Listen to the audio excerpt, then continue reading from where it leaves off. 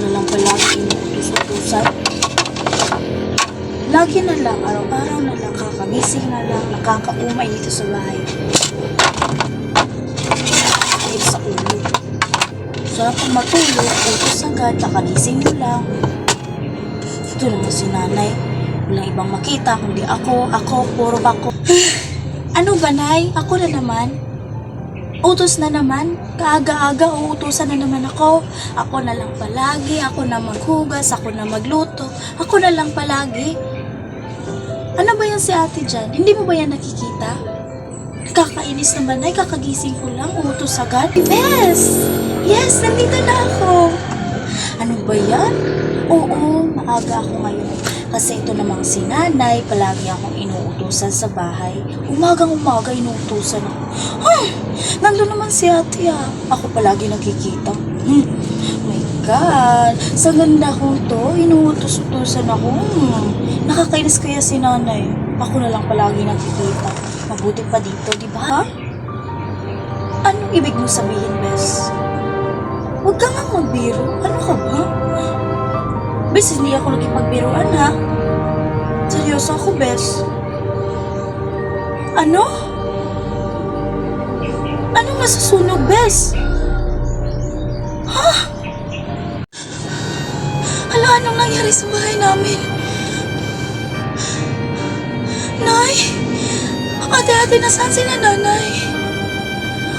Anong nasusunog, Nay? Nay, kung nasaan ka man ngayon, patawarin mo po ako sa aking mga nagawa. Nay, kung maibabalik ko lang, Nay, mabawi ako sa inyo. Patawad, Nay, kung naging hindi ako mabuting anak sa inyo, Nay.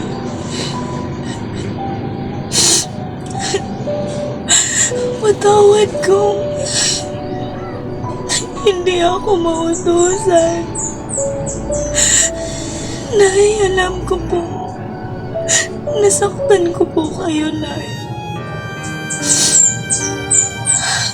Patawad po, Nay. Pinagsisisihan ko po ang lahat. I'm sorry, Nay. Kung mababalik ko lang, Nay, babawi ako sa inyo. Ingat po kayo, Nay, ha? Namimiss na kita, Nay.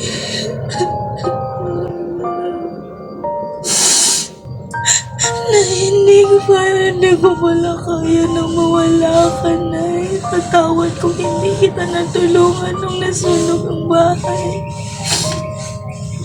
Patawad, Nay, kung hindi ako naging mabuting anak sa inyo. Nagsisisi ko ako sa lahat, Nay. Sana maibalik mo kita.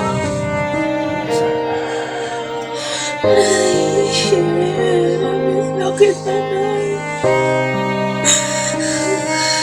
Hindi ko kaya, Nay. Ang hirap pala nang walang ina. Ang sakit sa dibdib, Nay. Ngayon ko lang nalaman na wala ka na.